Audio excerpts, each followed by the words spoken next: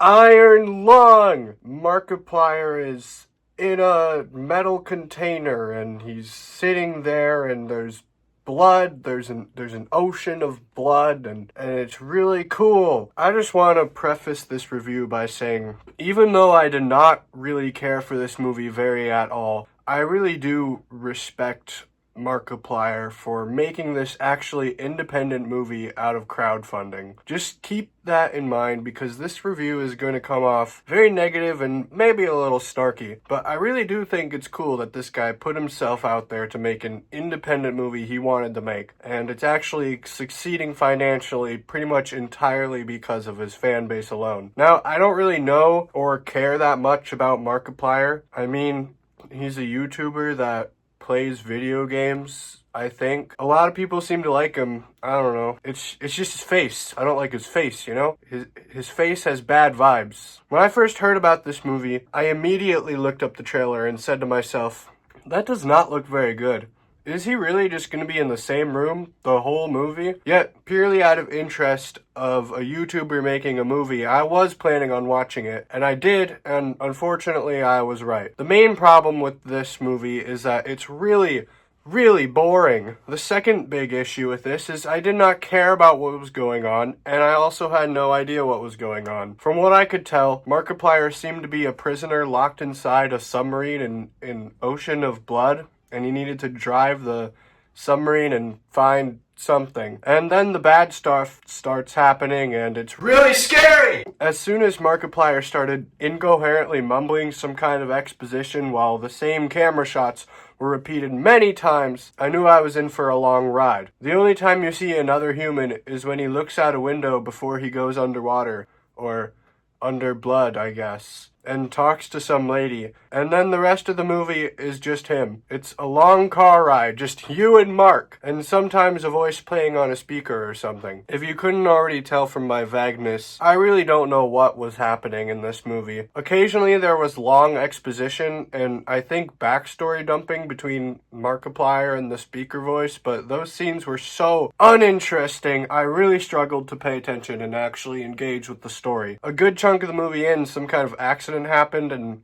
blood came through the walls and the oxygen measure thingy was going down and Markiplier had some kind of dream or delusion of a monster thing, and I was like, oh, okay, things are happening. I have no idea what it is, but at least things are happening. But then things stopped happening and he was just sitting around in a metal container for what felt like another hour. But then at the end he gets all covered in blood and grabs something important, I think, and the ship explodes and the movie ends. It really made me question what the point of any of the movie was, and why I sat there for 2 hours watching this guy basically do nothing for him to just suddenly die at the end. At least I think that's what happened. For what it's worth, the practically made boils or whatever that they put on Markiplier looked really cool, and seeing him trench through a whole bunch of blood was pretty epic. I'm glad they did that and all, and I'm sure it was fun making these effects and filming this scene. I just wished the rest of the movie had this energy and that, once again, I gave a hoot about whatever was happening. Now, I would like to make this clear,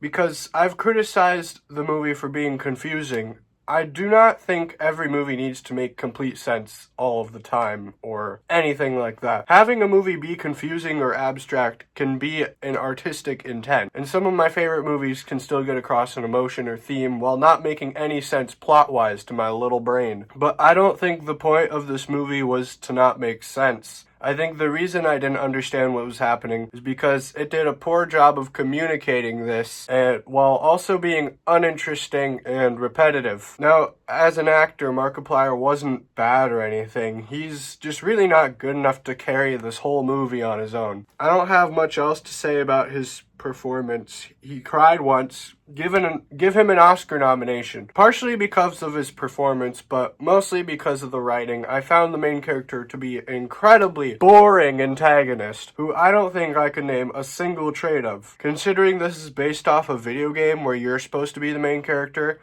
I guess it makes sense why the game designers would have the character not be much of a character really, because you are supposed to be the main character in the game. That leads me to another point. From what I understand, this is a very faithful adaptation of the video game Iron Lung. As great as that is for fans of the game or whatever, I think that this is probably the movie's downfall. Does this premise really translate well to being a movie? I can imagine playing a video game where you are the guy trapped in a metal container at the bottom of an ocean of blood could actually be pretty scary. Trying to fix things and solve puzzles or something to survive. I don't know, I'm not a gamer. But there's really no good way to translate that into being a movie. At least not a movie that's over an hour long. Maybe it shouldn't have been this faithful to the game. Take that as you will, because I'm kind of out of my element when it comes to video games. On the positive side, this movie actually looks pretty visually solid. You can tell they were doing their best to make the camera shots of a guy sitting around look as visually interesting as possible. Only when they repeat those same shots over and over again, that's when it gets really annoying to watch. There was one particular shot they kept doing where it's just the back of Markiplier's head out of focus with his face reflected in a mirror off to the side. And it just looks really bad and poorly thought out, and I don't know why they kept doing that. It annoyed me. I feel like I've used the word boring a lot in this review, but that's just what it is. Iron Lung is incredibly boring to sit through. However, in a weird way, I don't find the movie itself boring or uninteresting in terms of what it represents and how people are reacting to this. Once again, this is an independent movie funded, I think, mostly by fans of Markiplier, and it's been really successful. A lot of people seem to actually be enjoying this movie, and you know what? Good for them. This is the kind of bad movie that we need more of. One man,